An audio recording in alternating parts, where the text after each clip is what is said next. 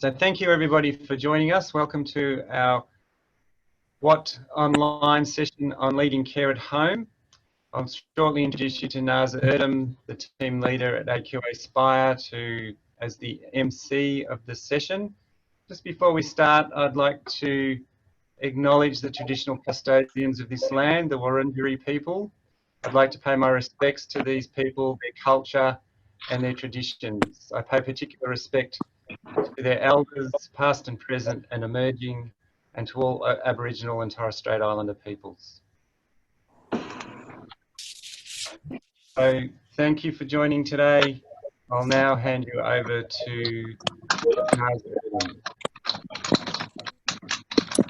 Thanks, Al. So what we're going to do is just a quick introduction about ourselves. So I'm Naz, everyone out there, from AQA Victoria. I've got a C6 injury that I had diving into shallow water nearly 30 years ago, late 1990. And, you know, life was hard, and, you know, spinal cord injury is something that you just don't know about. So you learn everything from scratch, you know, pretty much not only in rehab, but once you return home, you know, I mean, life is a little bit different or a lot different. You get other people into your home in some situations that help you live your normal life, I guess. So I'll just move on to Dennis quickly. Dennis, if you just want to introduce yourself quickly. Hey, Alan, yes. Dennis, I'm a C3, C4 quadriplegic with a chin control. I've been in my own home for 8 years now. Got 7 carers work for me. Got 27-hour-a-day care, where there's 2 carers on the morning, so I'm at 27 hours a day care. And I run my own program with a provider. I do all my own roster and run myself in-house. That's about it. No, very good. Jack, do you want to go next? Yeah, I'm a 3-5. Had my accident in 2017, and I've been home for about 2.5 years now. With I initially had 12 hours of care, but with the coronavirus, I cut back to just morning and evening care at the moment. I use 3 different care companies and 6 carers that rotate around. No, thanks, Jack. Josh? Hey, I'm a colleague with Peter and Naz. C6, C7, incomplete injury. I was in a car accident back in 2005, and yeah. Thanks, Josh. Peter?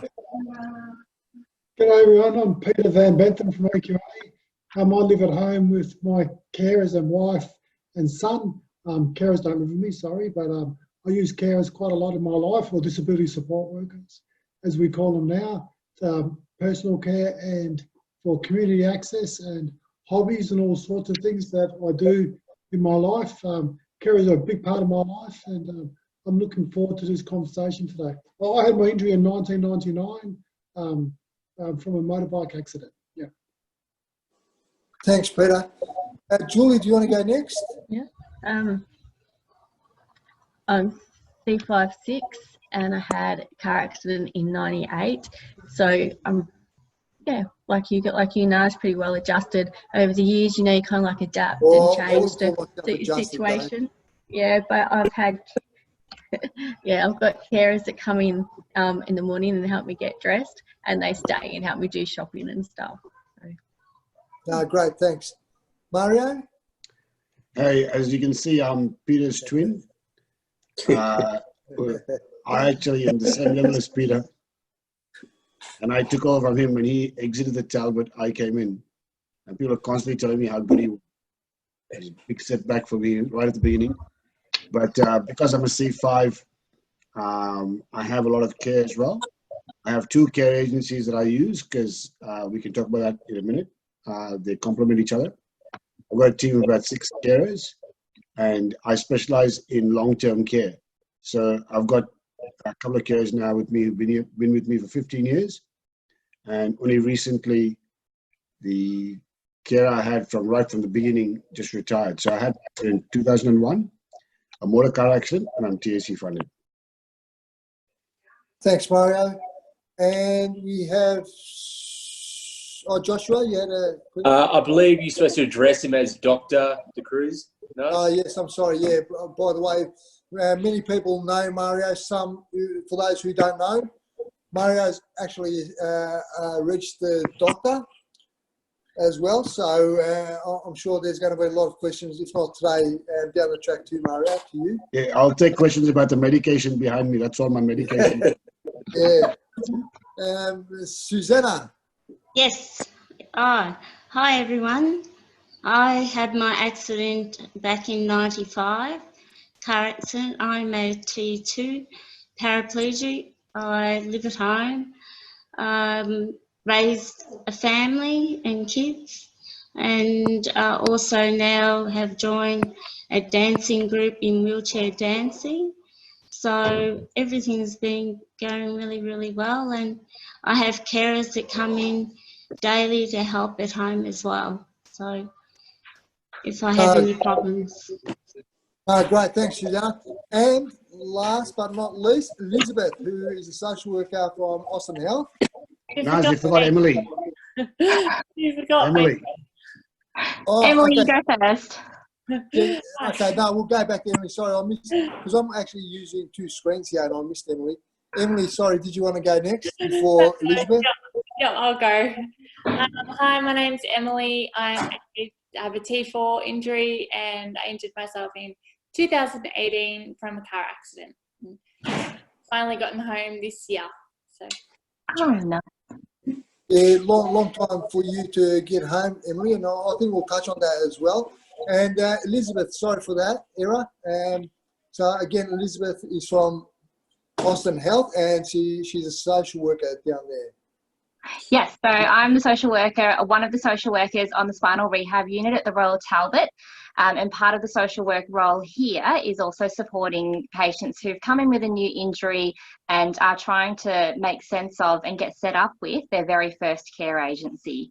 So I'm actually quite interested to see what it looks like for a lot of people with spinal cord injury, you know, a little bit down the track and also years down the track. And I think that all of that expertise and insight will be very useful for us and also for the inpatients at the moment. Thanks very much, Elizabeth. So, I mean, a lot of people out there that we can't see, but they can hear and see us as well. I think there's a lot of people at the Royal Talbot watching right now. I think they're going to benefit from this quite a lot. And even those that have been discharged for a while, I think they'll learn quite a lot as well, because the system changes over the years. So something that someone's been used to, say, 5 or 10 years ago, that's changed a lot, you know, and the way processes work, the way, you know, different organisations work, it all changes. So hopefully we'll inform a lot of people out there with this information. Just want to start on the next subject there, carers. I mean, carers is a term that we still use quite often, but when it comes to carers, there's so many different types of carers, you know. I mean, you could say family and friends are your carers, and also informal carers, you know, people out in the community, and organisations. I mean, they could be considered carers as well. And then you've got your paid carers, which actually they're called disability support workers these days, and that change. So just wondering if anyone wants to talk about, you know, if they get a combination of care and how that works, you know. So talking about disability support workers as well as care that's provided. And a lot of people might not consider care that they get from family and friends as care. I mean, they just do what they do. You know, I think that's really important to remember as well. But they are providing those informal supports as well. So does anyone want to talk about what mixture of care that they have at the moment? I don't mind jumping in there. Like, I really like balancing that whole informal versus formal care or disability support around how, of course, all my personal care and all those, that type of care I need around home is done by carers and paid support. But I'm also in a few clubs or groups of friends and stuff like that, where I don't have to take carers with me, and my mates will look after me, or where I go to a club, a car club, they'll look after me, or when I go to work, I don't necessarily use a carer, but I use a person that supports me at work, which is that balance, I suppose, that you're talking about, Naz. Yeah. No, thanks, but I mean, what about anyone else? I mean, do they Naz, consider? Yeah. can I just say something to what Peter just said? I think it's important to be able to, because we tend to, I should speak for myself, I initially was very reliant on my carers, and I was very loath for them to go away and leave me at a particular place, because I was embarrassed to ask anybody else to do things for me. But I've gotten over that, and it's a big thing to do, because I think it's really important to do what Peter just said.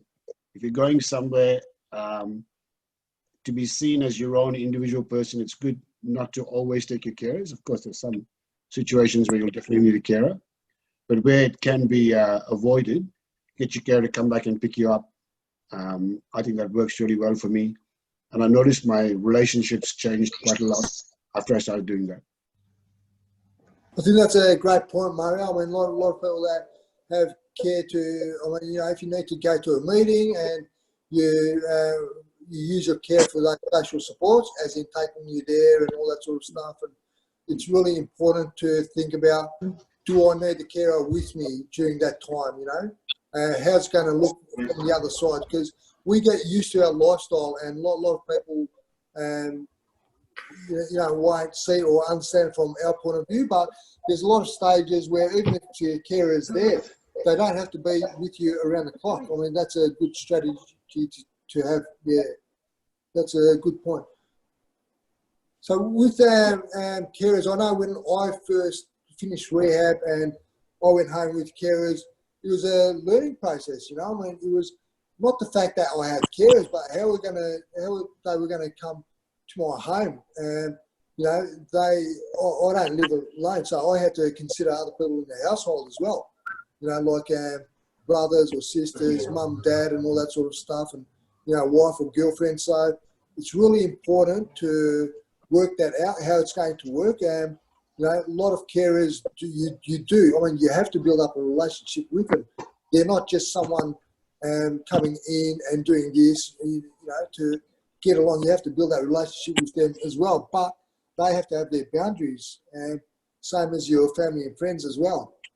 Does there anyone have any thoughts on that? Just to clarify quickly, Naz does not have a wife and girlfriend at the house. Sorry, look, 10 years ago, I had a different lifestyle, Mario. Things have changed since, but only because I had to. But yeah, you could have a wife and girlfriend, but yeah, it's not right. I meant all.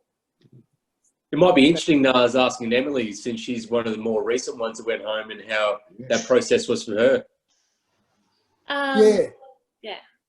The process for me was a little difficult at first, because I was in Melbourne by myself, went into temporary accommodation, then I had carers. I wouldn't know what to ask them to do, and I just expected them to know what to do.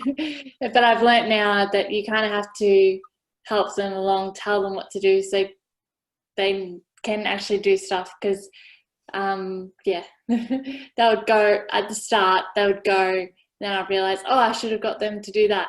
So thinking about how they can help you while they're there is good. So something I learned to do.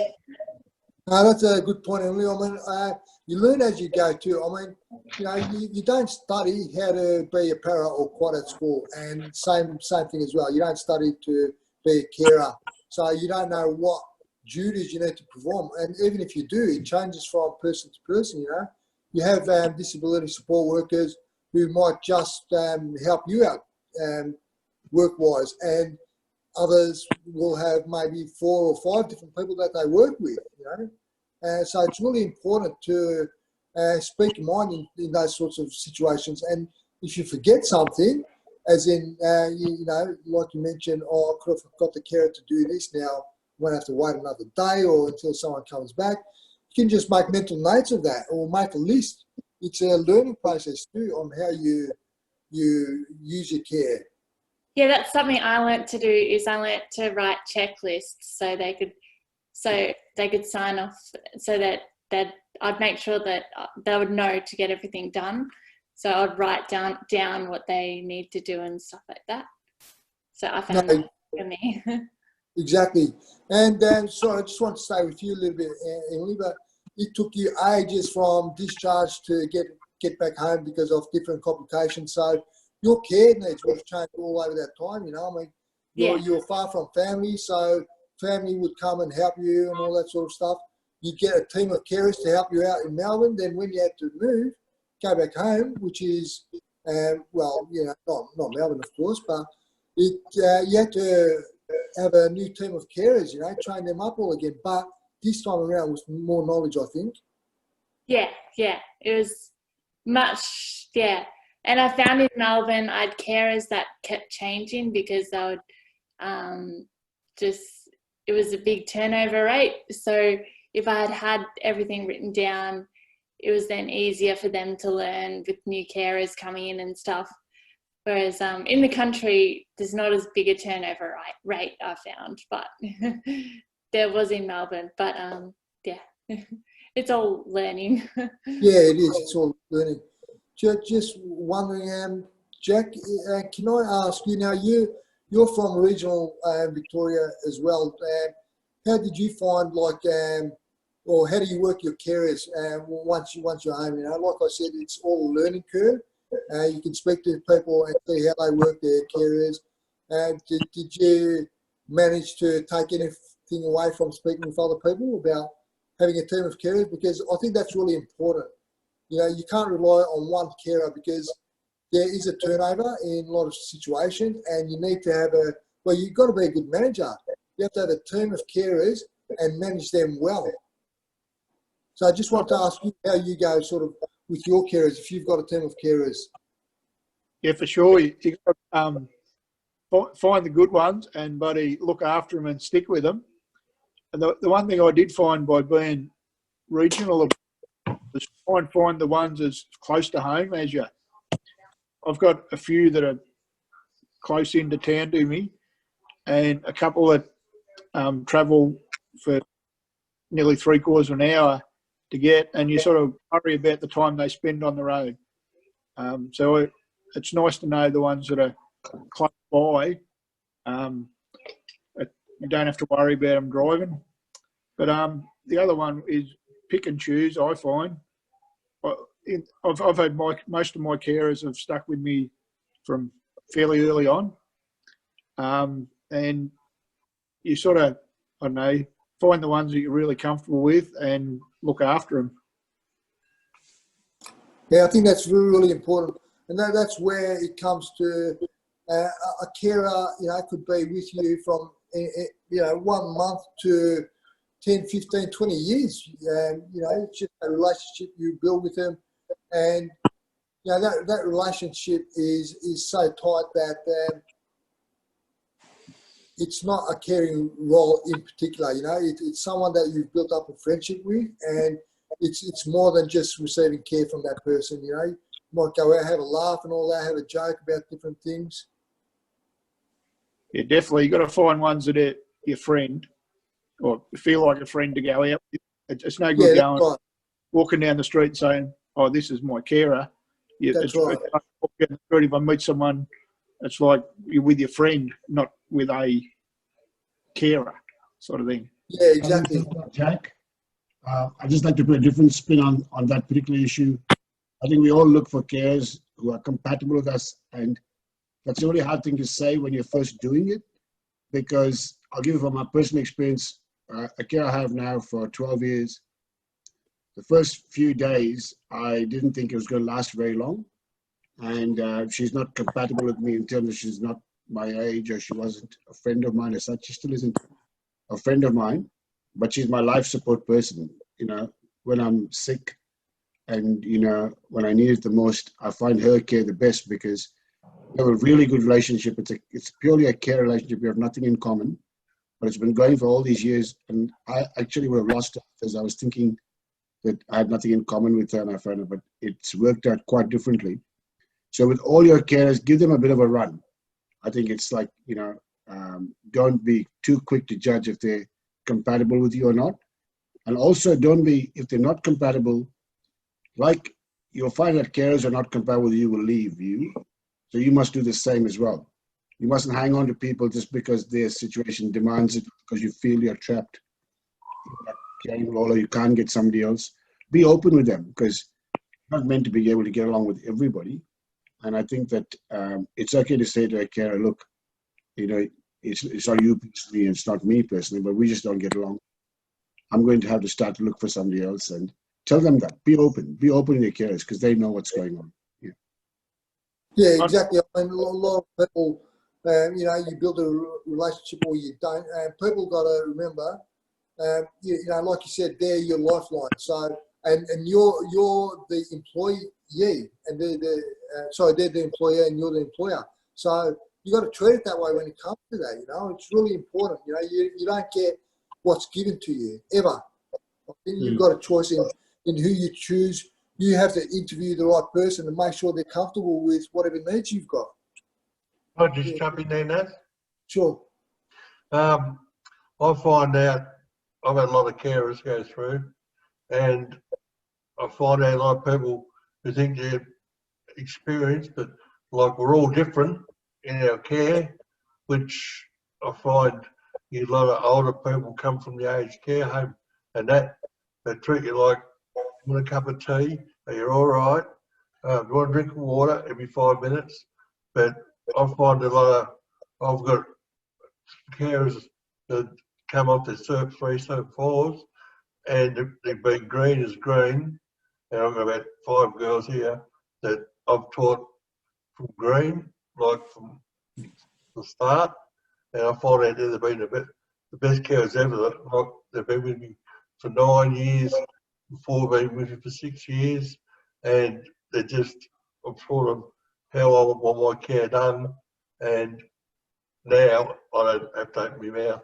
Like they got, you know, they do all the chores in the morning, what they're going to do, the house cleaning, and I just don't open my mouth there, like, and I find, yeah, it's a lot of green carers, like, that have been in the industry for very long, are good to get and train for your program, which makes a lot of help, instead of getting some 40-year I've been in nursing for aged care for 40 years in a facility, and then she tries to tell you what to do.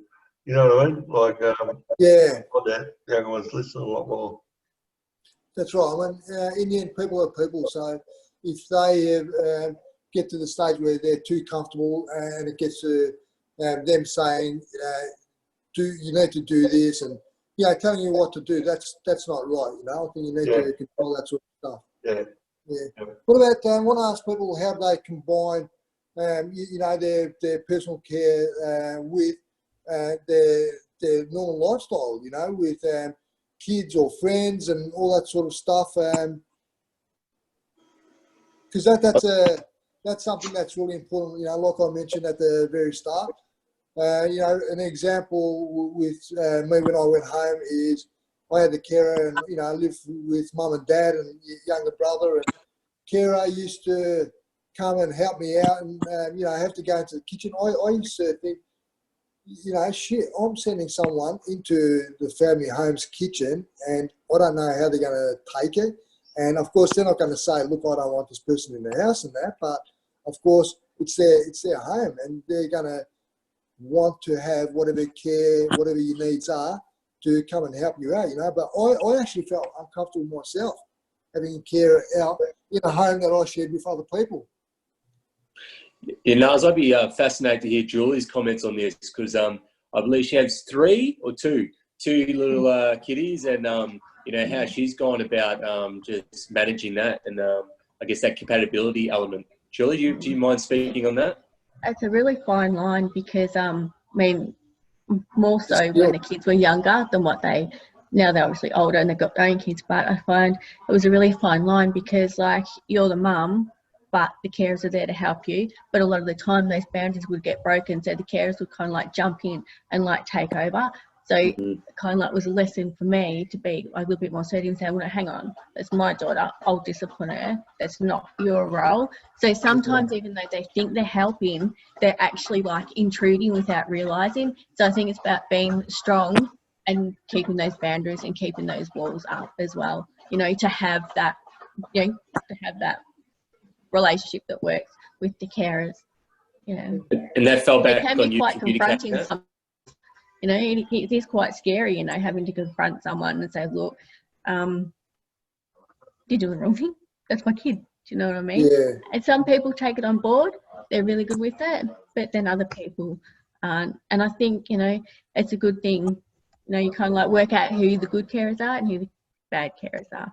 So, yeah. And it's just a process too, you know. And I think after a while, you get to know the right carers, like you get to pick the right vibe in people as well, like who you're going to work with and stuff. So, yeah.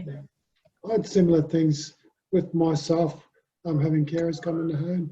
You know, you have a normal functioning family, you know, a partner and children, and then you have carers that come in, and it's a lot for everybody and a lot of shifting in the balance of things, you know. So it's a lot to take on, and it's a big open discussion, not just for you, but for everybody to see how that fits and how it can work out and when you blend into that, you know. And so for me, it was really about having a balance of care of when carers are around and when they're not, and when I need caring and when I don't, and for certain things.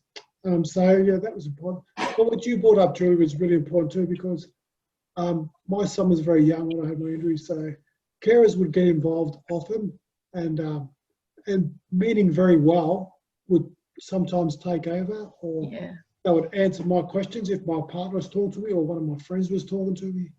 If they thought they knew, that they would answer that question sometimes, and I'd say, just in the right time, hang on, that's okay, I'm fine, I can look after that myself, you know. And once they got to understand it, but it was just them trying to help more than anything. Yeah. But and they're all brothers or got backgrounds where they really want to help you, so sometimes you have to strike that balance.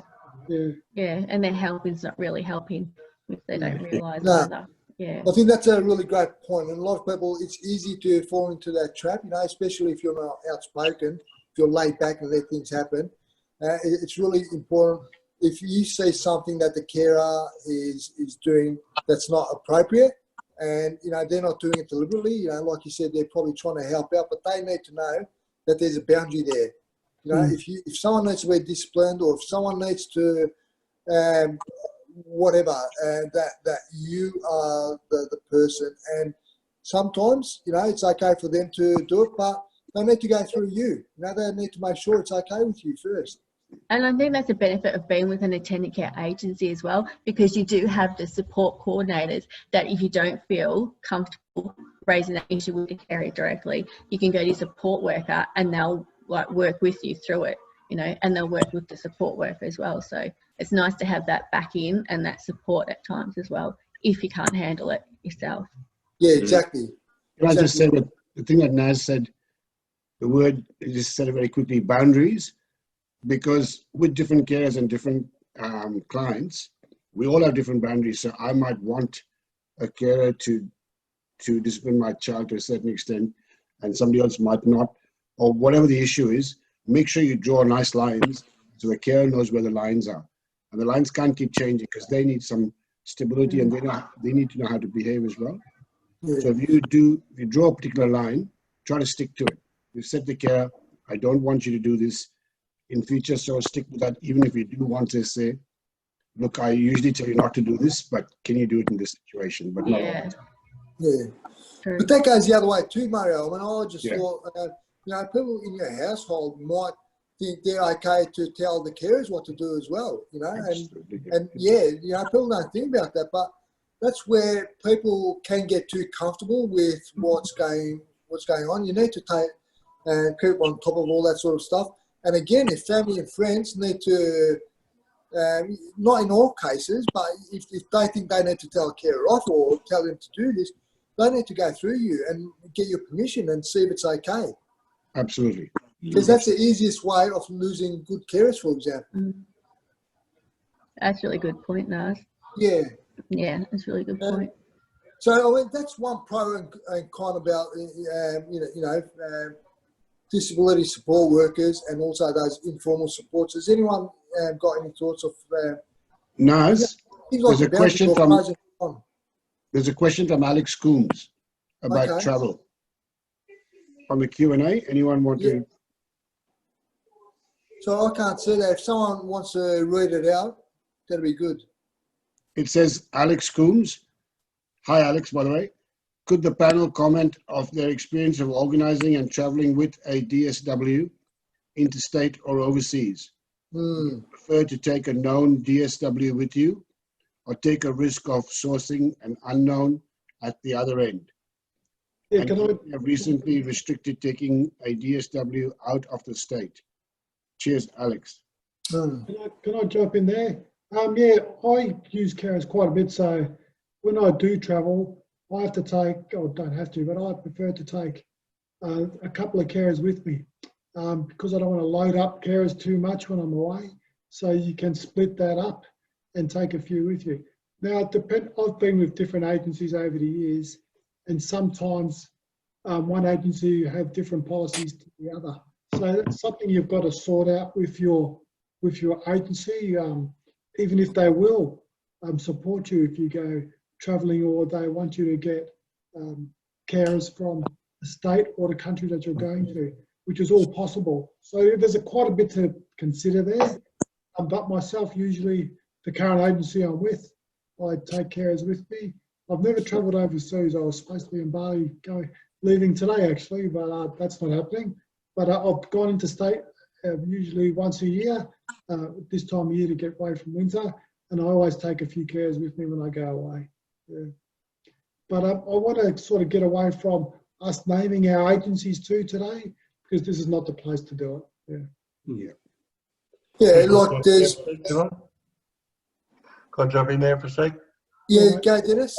Yeah, I just had a big court case with Jetstar over going to Thailand. I went to Thailand twice, and the third time I went to go, everything was ticked, marked, crossed, dots, and all the tickets were right. We got to the boarding gate, got refused. They weren't going to board me. So anyway, after 2 years, it just went to court, to the High Court for about 2.5 months ago. And they're trying to put in position for Jetstar to provide situations so people like me can get over there. And they end up doing a payout for me for 10,000. And they want me to sign a contract to say I'll never try and travel again, but I wouldn't sign it.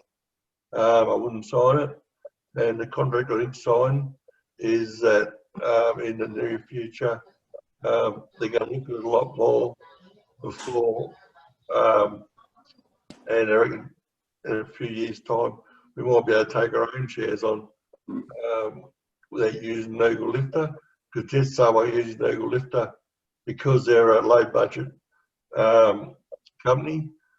And but like I said, I went 2 years, exactly the same tickets, and they got a 4-letter on your ticket which says we need assistance right to the seat, and aisle chairs on the planes are too low to slide board up onto the aircraft seat anyhow. So the big issues we're all with, and they're talking about changing a lot of things. I think that's a great point, Dennis. I mean, a lot of people, like we're going to have complications, like just like your one, where the travel or the airline says, no, you can't do this for whatever reason, and it could be an excuse because you've travelled before, you've done that, been there, done that, and for some reason they put up a brick wall against you. But I think people just be aware, if anything like that happens, contact organisations, like different organisations that can direct you in what to do. You know, don't just say, well, don't just give into it. You know, I'm glad you pushed against that, Dennis, and yeah, they haven't got away with it. Hey, no, Josh? Julie Yeah, I was went gonna to Nepal. Love to hear how you went to Nepal with your carers, Julie. Was that good? So, Julie, that was for you, and you travel to Nepal. I mean, that's something that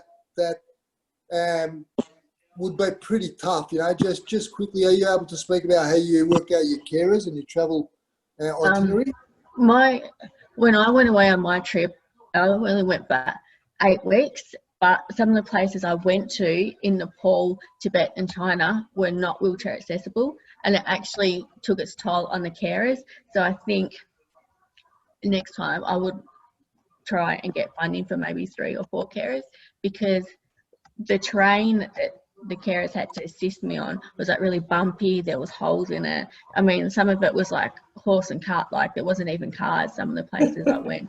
And the bathrooms and stuff as well, like there was, when I was in Chengdu, in Nepal, the bathrooms weren't accessible, so the door was so narrow you couldn't even get the chair through it. So the carers were literally top and tailing me into the toilet and stuff. So yeah, and a lot of our guides when we went away wouldn't assist, so it was like carrying the wheelchair up as well. But yeah, we did it. It was a great Did you take them experience. across with you, or did you get them there? Sorry? Did you get them from Australia, or did you have ones I got them from Australia, but by the end of the trip, my 2 carers were exhausted, and I ended up having Nepalese carers look after me for about the last week. Yeah. Well, yeah. So that just goes to show, you know, carers, they can help you with just about anything. And even if you didn't want to take your carers with you, or you didn't want to take too many, there's agencies overseas that you can get in touch with, and they can provide you care. And there's ways around that. So you won't go into too much detail, but please, if anyone's got questions or they want to know more about that, just get in touch with us. I just wanted to mention one of the participants have got a couple of comments. One is having a checklist at home to make sure that, you know, carers, as they come and go, nothing is missed, you know, things are ticked off the list. That would be like an ongoing thing.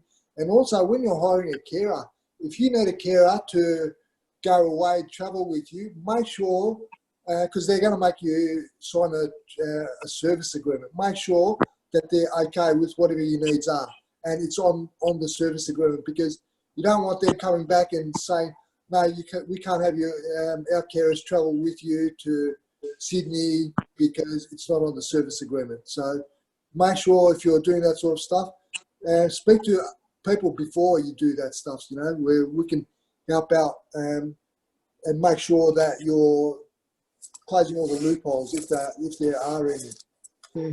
Hey, Naz, whenever I travel, I'm funded by TAC, so before my holiday, I would get an OT and we'd do a full, like, independence review of how I would use carers and the things I was going to do while on holidays. So that could all be spelt out really well and see which carers would fit into that type of the things I wanted to do. And important things to me whenever I went away on holiday and I'd go with my family was I wanted my family to be on holiday too, and not have to be part of my care team. So I would really address that and say I need more support, because I have a balance of having care at home by my family and carers. When I was on holidays, I say, okay, now I want to be supported by carers the whole way through on my holidays, so my family don't have to do those other things. And with an OT and a review, it brought up all those things and it spelt it all out really well. And so everybody knew what the whole deal was and what they were going away for. And also broke up the time for the carers, who would be on, who would be off, and just assist. That's a great point, Peter. I mean, you know, we're talking about those informal supports as well. When you go away, I mean, you're going away to have a good time, but so are they too. So you need to have that separation a little bit, you know, not have them doing hanging around you 24 hours a day and all that sort of stuff. You know, you need to think about what other things you can put in place to make that better. Yeah, really good point. There's certain things too, there's things I wanted to do when I was on holidays that I knew my family wouldn't want to do. Like I'd like to go to car museums or certain things I know, but they don't always want to do that. So I would arrange that to do that with my carers while I was on the way. Yeah. Do their own things as well. Yeah, so just sorting that all out really helps right from the start. Yeah. No, very good. Just wanted to ask this one of Elizabeth. Sorry, Elizabeth. That's okay. Got a really good one for you here. So processes for people going through rehab, you know, I mean, just sorting out carers for the first time. Can you tell us things that are involved and what people need to consider along that way, I guess? Yeah, so I guess with our inpatients who come in with a new disability, they're coming to terms with what their care requirements actually are. And sometimes it can be quite hard for them to think about what that care might look like when they leave hospital, whether they go home with family, whether they go to some interim accommodation or to some new accommodation, full stop. The care that's available out in the community is different to being in hospital. So we try and support them with recognising and learning what their care routine is here. But we do also try and explain that when you're in the community, when you're learning to work with new carers, it will be that trial and error process. We try and support with starting up with a particular care program. And depending on the funding body behind that, if it's NDIS or TAC, we might be able to help them shortlist that. But we do try and make it clear that as much as we can try and set up what would appear to be a good care program, things can change once you're in the community. Things can change once you move out of hospital as well. So there is quite a lot to consider. Some patients feel like they need more care than they might actually need, and some people feel like they would be quite independent. So we recognise it's a hard process to go through. But the reality is that things can change in the community, and if they're quite familiar and able to articulate their care needs, then they have a bit more confidence in working with new carers outside of hospital. No, that's fantastic. Well, even that is really good for people, not just in rehab. You know, a lot of people have been having the same team of carers for 10 years, for example, and they don't know any different, you know, and they need to, if it's not working well, it's important for them to know what to do in case they need to put new supports in place, because the process is going to be the same for them. So don't stay in your comfort zone, you know. If you're not really happy with your carers or whatever else, you know, you need to do something about that.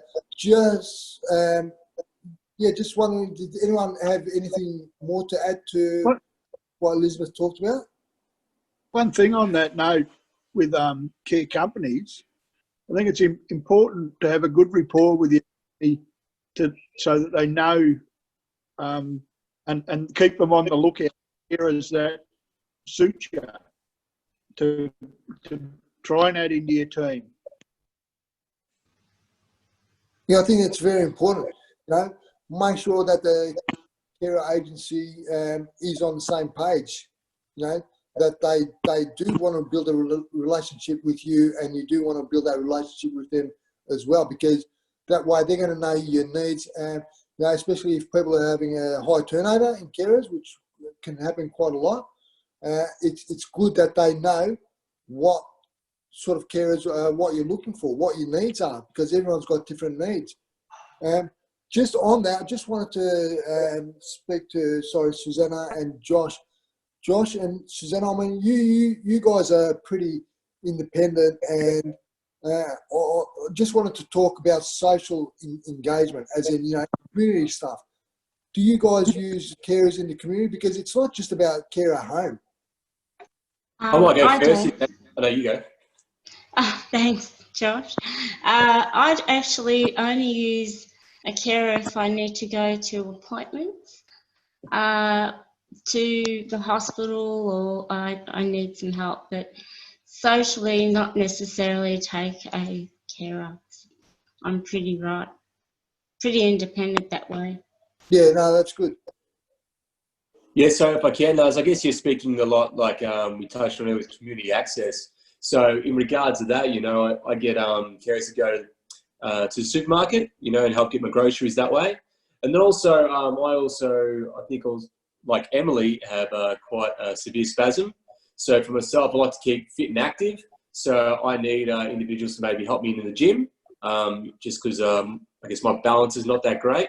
And also with different stretching, as well as when I go to the track, because some of these transfers are, you know, particularly hard, especially with the spasm. So they're just there as support in case I do myself any damage.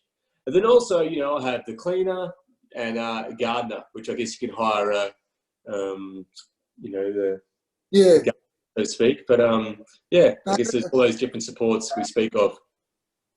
No, that's great, Josh. I think we've got to remember, even if we can do something, we want our lives to be easier. You know, we don't want to struggle through everything.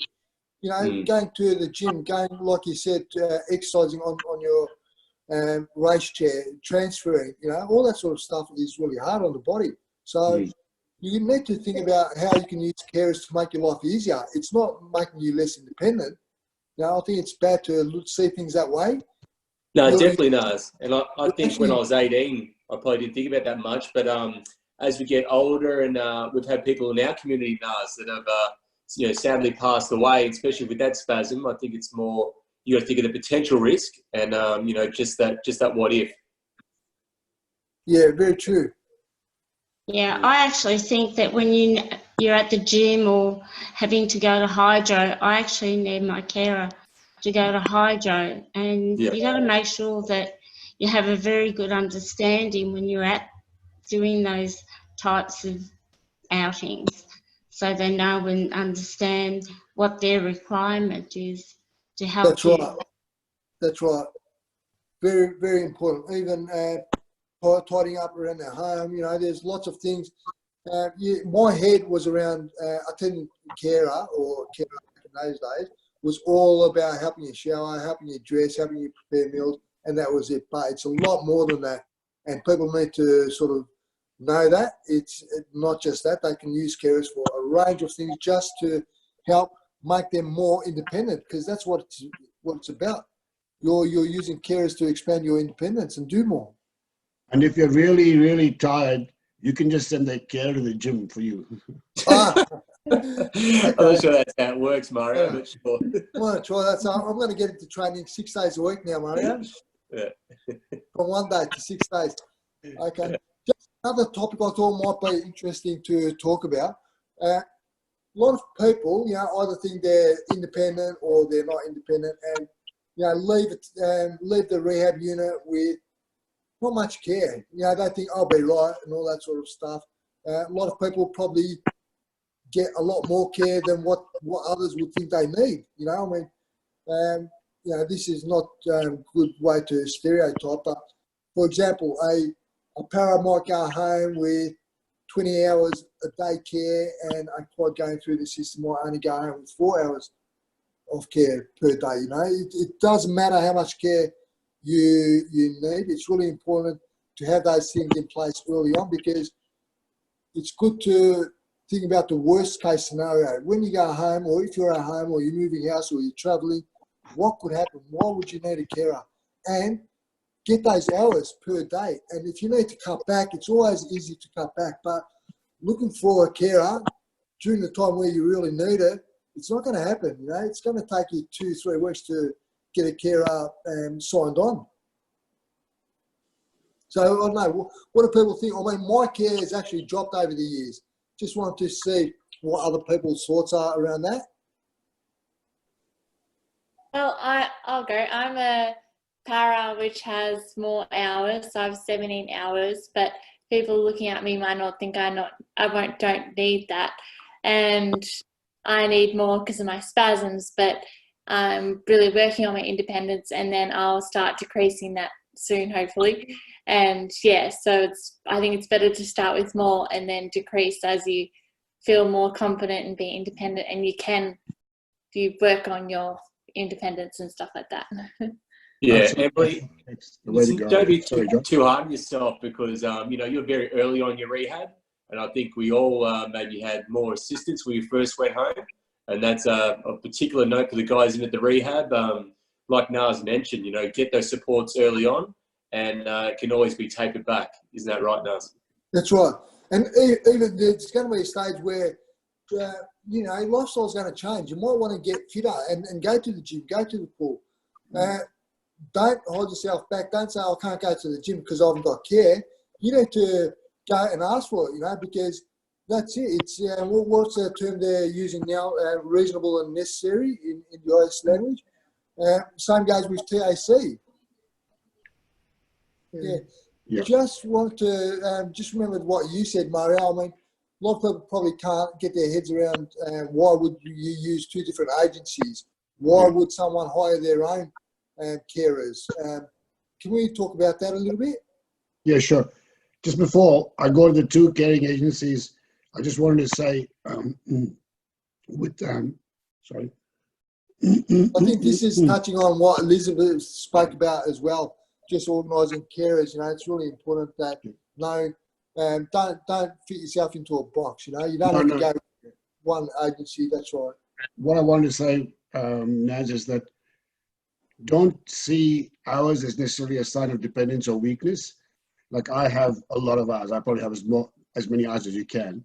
I pretty much care all the time. But it's because my lifestyle is quite different to other people's lifestyles. Because A, I'm a single person. I don't have a family. And B, I work as a doctor, so I need assistance with that. So I need my carers to work things like the printer and all that sort of thing. So I've gone for lots of care. And it's not necessarily that I'm a lazy person or something like that. But so each to his own. It depends what you're doing. I think the important point that Naz said is your life might change, especially when you're getting old like me. You know, you might need more care later on, I think. So it's good. I use two carers because I find that with caring agencies, I think that you can get them to be complementary. So the caring agencies are structured different. And what you can do is you can use the same carers working through both agencies, or you can use carers with two. But it works quite well like that because when you have two agencies to deal with, it's just a little bit more work. But I think that sometimes that makes you a lot more flexible. And when I went traveling, just back to Alex's question, I actually employed a third agency in India, and they were quite good. And they, because you know, if you're traveling, you know, you need to take as few carers as possible to make your travel more feasible. So it's good to hire local carers, and then, again, that depends on the country you go to. I got a caring agency in India, and they were really good. They sent me good carers, and so you know, you don't have to stick with one agency, or if you choose to, that's fine. I was with one agency for over 15 years. Yeah. Now I'm with two, and that works just as well.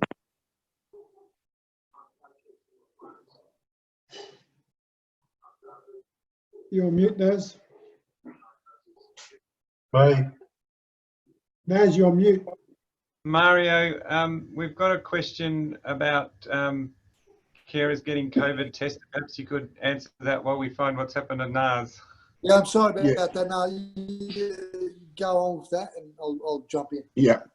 So it's quite important, I think, now, especially with the new surge in infections, that anyone who has any symptoms, even the slightest symptoms, it's quite easy to get tested, and you should find out before you need to, depending where you stay, where your nearest testing facility is. And I think if you or your carers or any of your family members become symptomatic, which is they have a loss of smell, or they have a cold symptoms, or they have a cough, or they have a fever, you need to go and get tested, because the earlier you do, because it can become quite complicated, because if it's one carer, then it's easier to exclude one carer from your program than if you get infected, and then it becomes a real situation, because then all your carers are put at risk. So getting in early with the COVID testing is absolutely paramount. Anyone in your contact range who develops symptoms, like I said before, must get tested straight away.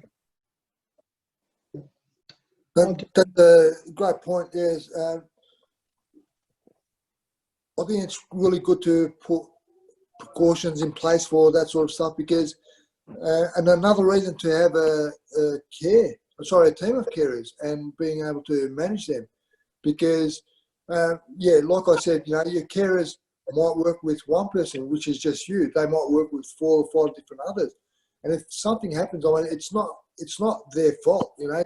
I'm sure they're taking hopefully they're taking precautions and all that sort of stuff. But like we've seen over the TV, last couple of days, there's been so many increases in people getting COVID-19, and that's not deliberate, but it can happen. Yeah, I've just had a carer. I've had this conversation with my carers right from the start that any doubt or anything that they're concerned about, let's all talk about it, and having a really open, honest conversation.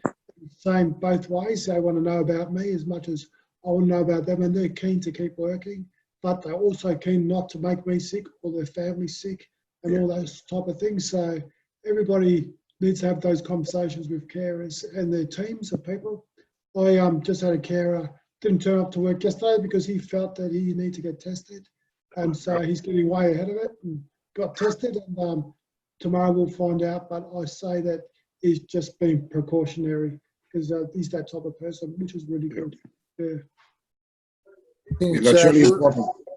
And one more thing, Naz, I think it's important before anyone in your team or your family gets sick to talk through the situations with them as to what would happen if either you got sick or they got sick. Because some carers, by virtue of their age or their illness, background illnesses, might not be appropriate to continue working with you if you got COVID. You need to discuss with carers if they're happy to stay working with you, because quite often if you're a person who requires high amount of care, and you do become COVID positive but you're asymptomatic, the likelihood is that the authorities will want you to stay at home, and so you'll still need care. So you must beforehand talk to your carers and your family as to who's willing to stay, because some people would want to be continuing to work with you, and you've got to know in advance. Yeah.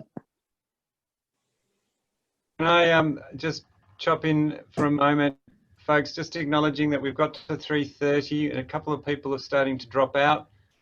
But just to let you know that we're going into extra time, so feel free to stick around a little bit longer. We are recording the session, so you can catch up on the extra time if you do have to go.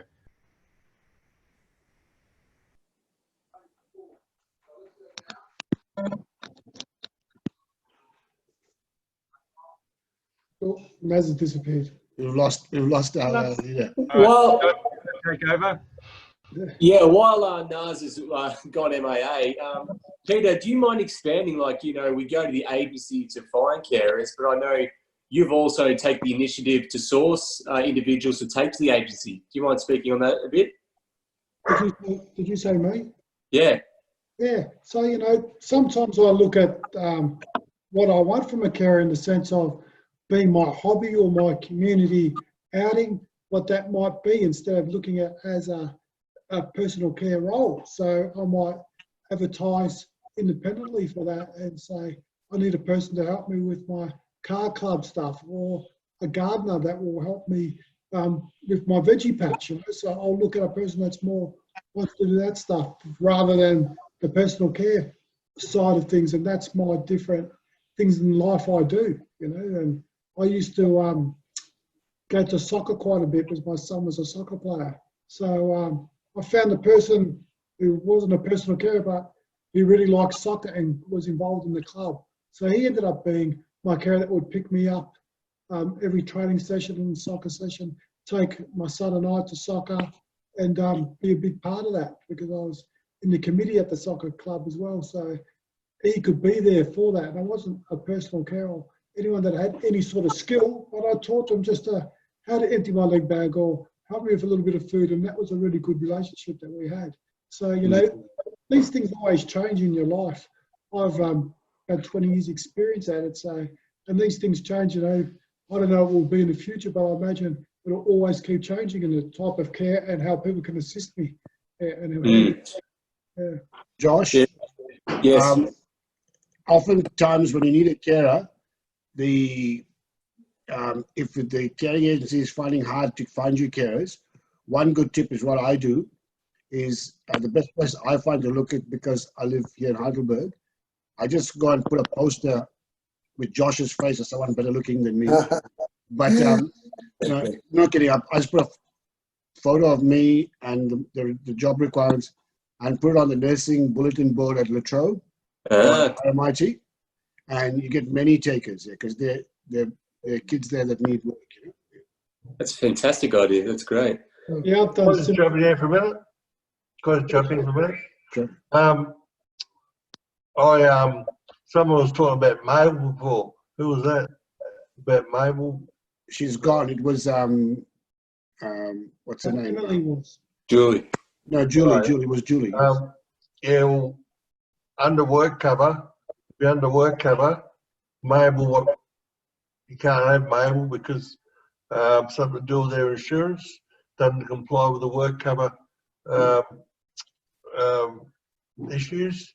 So you can't use Mabel under work cover, and you can't. Can I just clarify, Dennis, that Yep. when I was saying go to and put posters up, once people are interested, you get them to join the agency, is what I was saying. Yeah. So you get them to join AQA or Call Care, I mean, or whatever. Yeah. Well, I advertised myself one time, and I got 22 flies, and I'm always on the agency about an extra worker, and they take months to get it, you know. But if you advertise yourself to Bendigo paper, I find to get a lot of replies, then I see to palm them off onto the agency, and then sort of gets their foot in a lot quicker. Yeah, that's great, Dennis. And I'm really fascinated, Naz, by that. Like, it was 22 replies, and it probably might be good touching on that point, saying there is several agencies out there. So if individuals don't, you know, have the right amount of carers, you know, apply, or if they're not happy, there is options out there. Hey. Yeah. Well, I think a lot of people are too scared because, like, my agency I use now is in Melbourne because I've been through 3 agencies in Bendigo, and I wasn't happy. And I think I said the Melbourne number there, and they don't feel like applying. But if you sort of can put that in the paper yourself, the local paper here, you get a lot more response. And then they're meet and greets. Then once you get their foot in, give them the phone number, and they sort of ring the agency Melbourne up, and then they just sort of get the foot in, and then they get rolling, you know. Yeah, I just think, you know, for a lot of guys that have just had their injury now, it's like it's just things that I know. So be sure to look around. No, exactly right. I was just thinking, a lot of people while they're in rehab, and you don't have to be in rehab. I mean, you know, we keep going back to that. But even if you're at home, Google is so powerful these days. And when I say powerful, you know, it's not positive. It could be a negative thing as well. So people Google that and find agencies, and you know, say, oh. It's all about advertising. So if they see an agency that promises the world and they sign up with them, it's not the right way to go. I think it's really important. Elizabeth probably comes across this quite often in the rehab unit because a lot of people, you can just picture them. It's just natural as well that people go on Google and try to find, you know, a service provider, different agencies, and make the wrong step because only they don't know what to look for. You know, they're just going with what people are telling them. And it's important that you listen to the right people, not just anybody. So, I don't know, have you got any thoughts around that, Elizabeth, or do you have a list of like a whole bunch of different agencies that, you know, you do a tick box with and say they're okay or they're not okay? I think what we've, all the social work department have also realised over the years is that a care agency that might be good at one particular point in time based on feedback and how well they staff a program, you know, in the space of a couple of years, their quality of service might drop. There are ones that we might have gotten negative feedback about, but then they become quite good over the years. So we always explain to our patients, or try to explain to them, that things can change over time. The kind of support workers that you get through a particular agency can change. The customer service aspect of a care agency can change over time.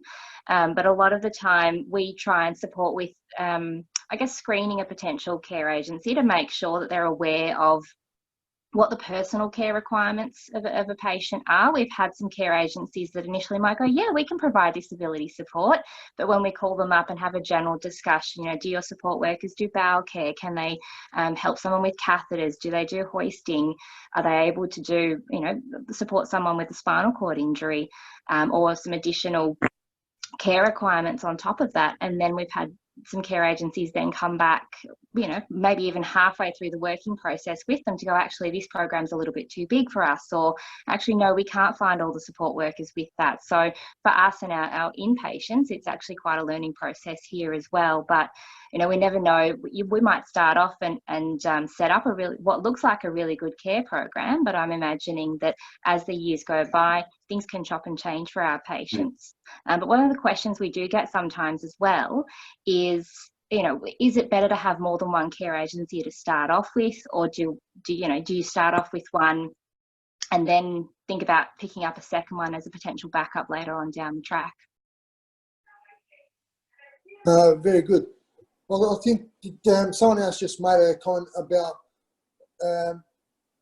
if you do find good carers, because, like I said, a lot of people go on Gumtree, for example. I wouldn't be going on there, but if you do find a carer through your networks and all that sort of stuff, make sure you refer them to your agency and they train them up, make sure that all the paperwork's done and they've done a history check and whatever else needs to be made. That's the police check. Yeah. Surprisingly, I did put an ad in Gumtree once. Sorry. Surprisingly, I did put an ad in Gumtree once for a carer, and I got responses. Yeah, and then pumped it through my agency and ended up getting a couple of carers out of it.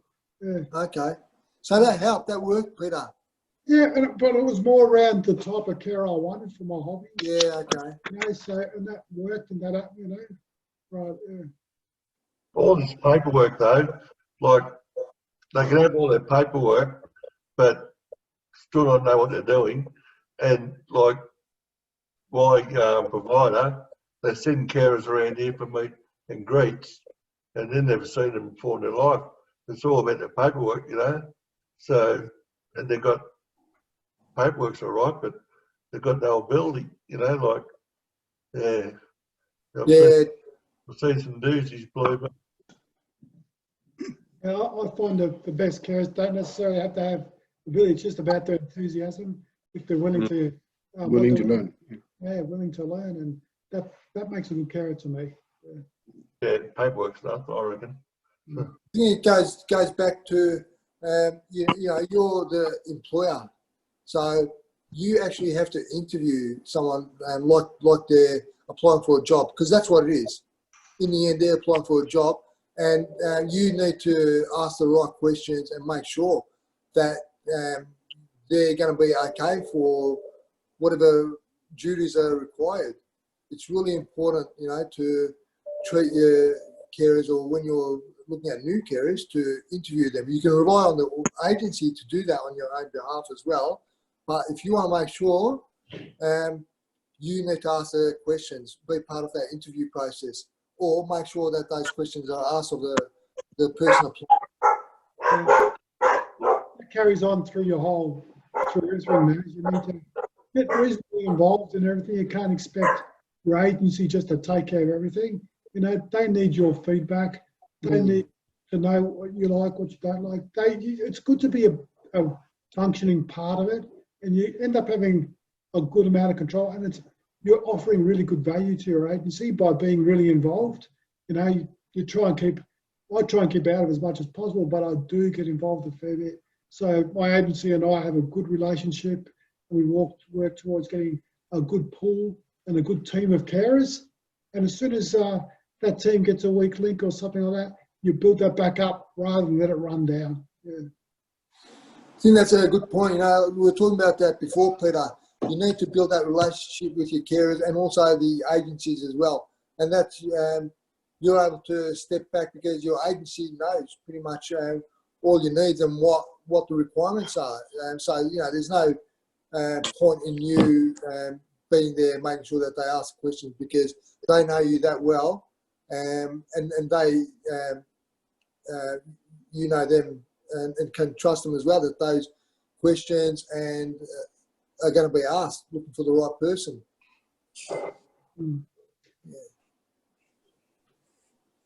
So just wondering, something we didn't talk about, there's no questions coming through, but now if you haven't got like a team of carers, in case of an emergency, if you need an emergency, like someone pretty quickly, are you able to call your agency in that sort of situation? Because a lot of people out there might think, okay, I set the hours, I give them a timesheet, and whatever times I put in place are the only times that they're available. What happens if you need someone out of those hours? Yeah. Look, I try to keep my team fairly flexible, and it's not too rigid. Like, I do move things around depending on what I'm doing, but I try to give people as much warning as possible, and also give them the option if they want to or can't or have other stuff on. So for me, you know, some carers don't mind me texting them, and where some will say, oh no, let's go through the agency, but most of the time it's okay if I text, because I give carers the option, and I might ask 2 or 3 carers, I do mind, who doesn't mind putting me to bed tonight a bit earlier, because I'm going to get up really early tomorrow, and the first person that gets to me, I'll say, oh, thanks for that, and I'll let the other person know, you know. But giving people the option, it's never a must, it's never a have to, it's, you know, it's about working in with people, because I really understand they've got families or lifestyles going on in their lives as well. Yeah, exactly. I had an incident last night where we sleepover carer, 8:30. She's supposed to start 10:30. She rang me up at 8:30 and she had to be rushed to hospital. So instead of calling after hours of a provider, I got all my girls' phone numbers, and I just think about who's doing what, who's got kids, and then the first one, you know, you can really work out who's going to be available. And I asked her to ring up, and she said, yep, no worries, I'll be in 10:30. Where if I went through the after hours sent all of these emails out, need a support worker straight away. No one responds because no one's going to check emails like, you know, time of night and that, you know what I mean? So it's, I find that you have a good relationship with your carers and phone numbers, and that's how I run my own program and my own shifts, and, you know, and like I read them direct, and works out good. No, that's great. You hit the nail, sorry Naz, Dennis hit the nail on the head by saying that using that word relationship. It's a two-way relationship, and you don't have to think only about your emergencies, because carers have emergencies as well. Yeah. So if you can help them out when they have to do something, someone wants to go to a birthday party or someone's, you know, a quick holiday or something, if you take on yourself to say, okay, cool, I'll organize your cover, and you leave it, so you do that, they're more likely to be willing to help you. Yes. You need help. You know? Definitely, they sort of pop straight up and jump, you know, which is good. So that's pretty much. I just wanted to say something. You just have to be careful, because I once had a carer text me at midnight that they couldn't do the morning, and I obviously didn't see the message, and then the care agency didn't know and I didn't know. Then I had no care in the morning, and just I was stuck in bed for a while so I had to ring the care agency, and then there's this whole big thing. So No, that's not. Can I just say something to that? I find Very important. They just text you, make sure they all the girls said, if I haven't answered back, they just text me. Yeah. If I haven't answered back within half an hour, then make sure you give me a ring, because yeah, like you miss Texas. So Yeah, no, that's really good. Mario, sorry, what were we going to add? Exactly what Dennis was saying. It's not enough to text, and you've got to make all your carers, even before they do the start, part of your initiation, tell them if you want to cancel a shift, you have to call me. You can text me, and if I reply, that's fine. But if I don't, like Dennis said, you have to come and call me, and you have to make sure that I know, because you could be asleep, like Emily was asleep and she didn't get the text. Yeah. That's very important to make that clear. Yeah, no, very important. Well, that's just getting into rights and responsibilities. We haven't talked about that, but I mean, we know we got rights and responsibilities, but also the other way around. I mean, the carers, we've got to remember, have got rights and responsibilities as well. Don't assume that a carer, if you need them to come, that they have to take it. You know, their right is to not attend a shift, but there's processes in place around that. So I think we need to be thoughtful and considerate of that as well. Does anyone want to add to any of the rights and responsibilities for the support workers? Well, you just, who was going to go? Is that you, Susanna? No, that's me. You go, sorry.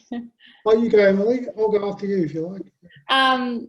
Just don't be afraid if your carers, so for example, I had a carer that just watched TV all day and wouldn't do anything, any of the work, and I was like too afraid to say something or change care or anything. So don't be afraid to change carers if they're not doing the right thing, and ask for a different carer, or ask to be get a new carer if they're not doing the right thing. Yeah, exactly.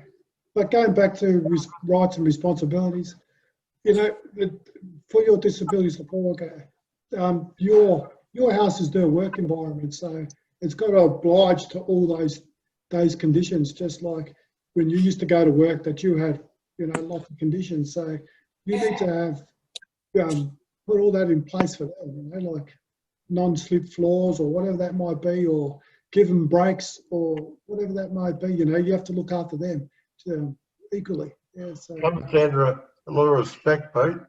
If you're honest and respectful of your workers, then they're going to be honest and respectful back for you.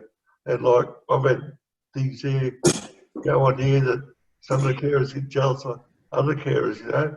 You got to sort of get that balance with the carers, and it comes down to like the personalities with your personality too. Like, you know, you sort of can't sit there for 5 hours with a carer and you haven't got nothing in common. Like the personality, respect, honesty, I reckon it comes down to. yeah, exactly. If you're professional with your carers will be professional with you, yeah? Yeah, true. It's important to keep that. Yeah. Hey, we've got about 10 minutes to go. Someone asked a question about, so this is from the people, I think, that are just finding out more about carers. So the question is, what is the typical cost of an agency person? How do you go about getting an agency person? So I think we've covered some of that already. But if someone, we know TAC and NDIS pay for it, but that might be applicable for someone who isn't eligible for any of those schemes. So does anyone know what costs might be involved if you had to hire a carer privately? Yeah, it all depends on your funding. You know, so if you're TAC or NDIS or WorkCover or other fundings, if you're funding yourself. So there are agreements that you can strike with the individual agency, that what that cost, what a block hour is worth. Yeah, so, but generally they will have that ready, and every agency will be a little bit different. Yeah. But, Are you talking about hiring a separate person altogether now? Like they want to hire a separate person altogether, you know, talking about? Well, the question was how much does it cost? So I'm guessing it's from a person who hasn't got TAC or NDIS funding, so they have to pay out of their pocket in a way. So, well, What's there's the a few hourly options. rate? Yeah, pretty much what's the hourly rate. You'd be very speculative, Nars. It might be best not really yeah, speculating, so you might leave that to your own research. It'll be a lot more, but if you hire privately, of course, it'll be a lot less, but then you have to think about insurance and all that sort of stuff yourself. Yeah.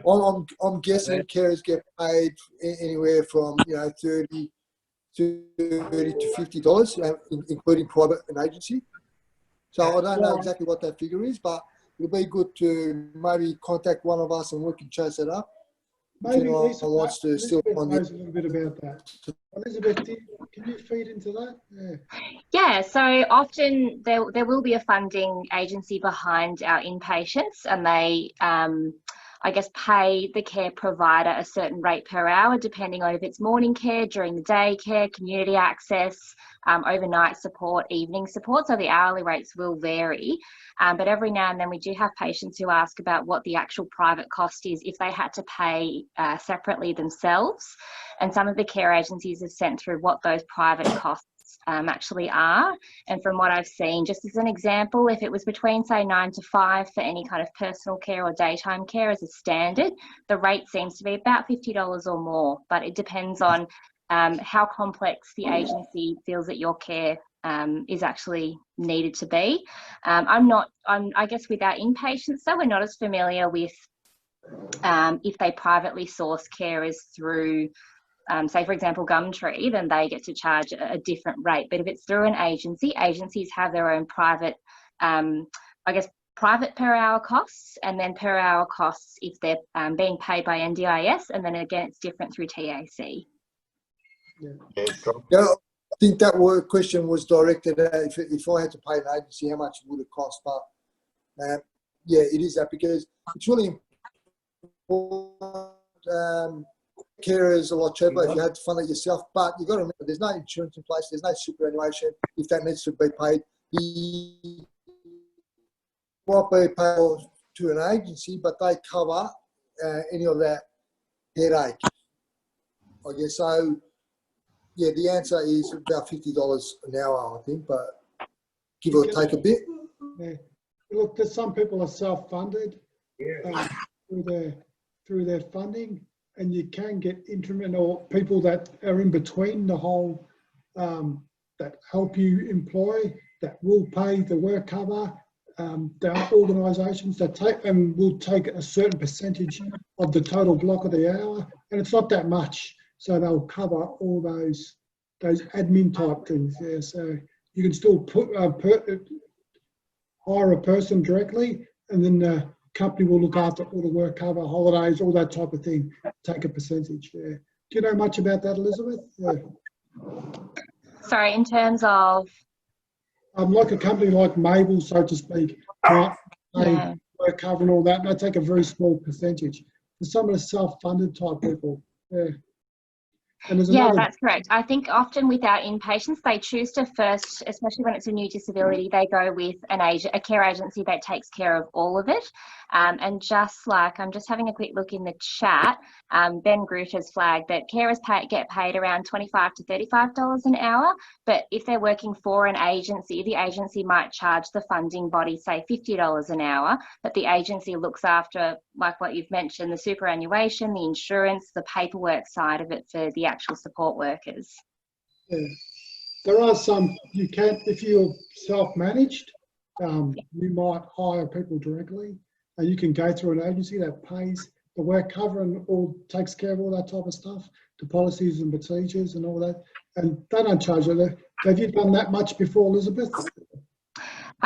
I would say, based on the patients in the last couple of years, no. A lot of them, because the whole system, like especially with the NDIS, it's so new to them that they don't tend to start off with hiring their own care program. But I have had patients where we've talked about the options like Hire Up and Mabel, because they are being advertised on TV quite a lot now, and they've kept that in mind for future, but they choose to go with a full care agency for their full program so that they can learn how the whole process works and what it's like having carers in the community, and then they take over that later on down the track. Hey, Elizabeth, just got to watch out though, because like I said, when I tried to get someone from Mabel, work cover, they won't work for work cover because some insurance work cover won't provide Mabel because some insurance doesn't cover work. Mabel's insurance doesn't they got some pros and cons with their provider, like with insurance, so work cover won't use Mabel at all. Yeah, and it's the same also, my understanding is it's the same with TAC. TAC have a specific list of approved care providers and they won't fund any agencies that aren't on that list. Yeah, yep.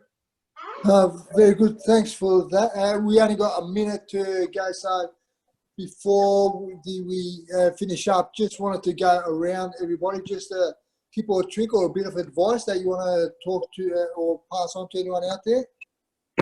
So, anyone want to go first? I'll start it off, Nars. Yeah. Make it work for you. I'll pass it on. Pete. Don't think about what care you need directly. Think about how you can be supported in the community to do many different things.